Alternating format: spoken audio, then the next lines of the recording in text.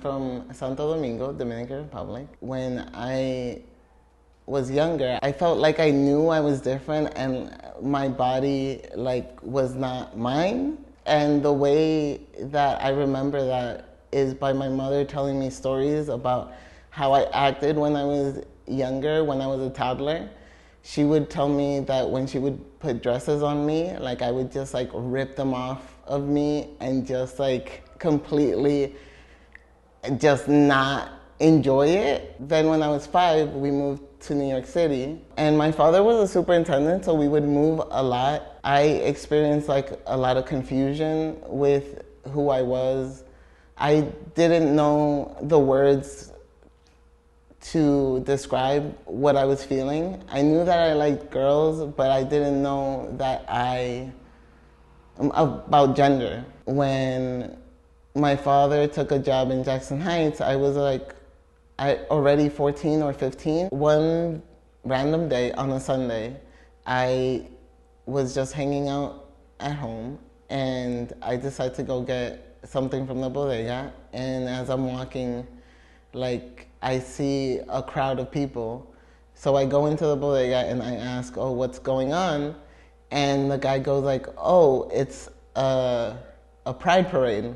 And I pretended I didn't care, even though I was very happy inside. So I go back home, speed home, because my father was walking around and I didn't want him to see me. And I found Queens Pride House, which was on 2 blocks away from my house. And I went up and I started talking to people. They told me about the youth group that was there. I was 19. So I go and I meet everybody. I met this person in Queens Pride House. So we exchanged numbers and we hung out some more. We became close friends. They confided in me that they don't feel comfortable in their gender, and that's when I started to also be I also don't feel comfortable in my gender, and started to explore that a little bit further.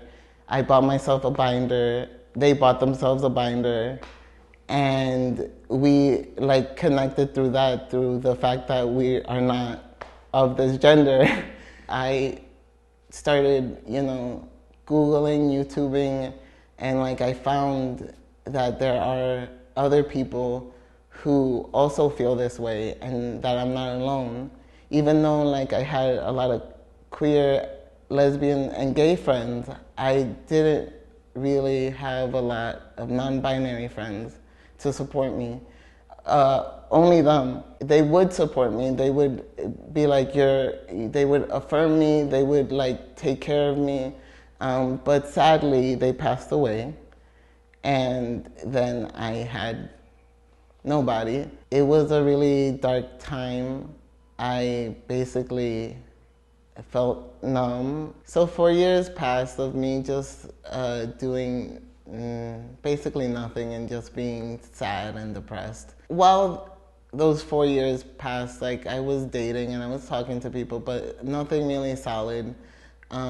So I went on a dating site, and I met my partner, who I'm with now. Within the 2 years of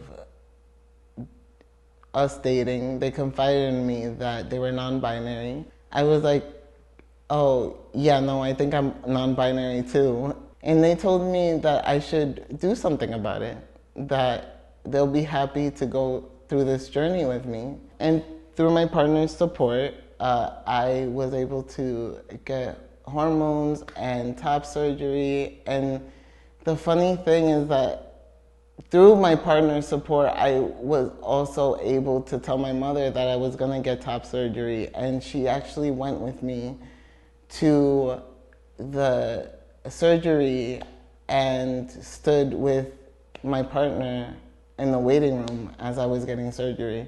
I feel very good. I feel very optimistic. I don't feel as depressed as I did anymore. I recommend for people who are questioning their sexuality or their gender to really find support. If you feel safe and supported, you should definitely do your research, find ways to feel more comfortable in your body, find resources, find more support. Just find community.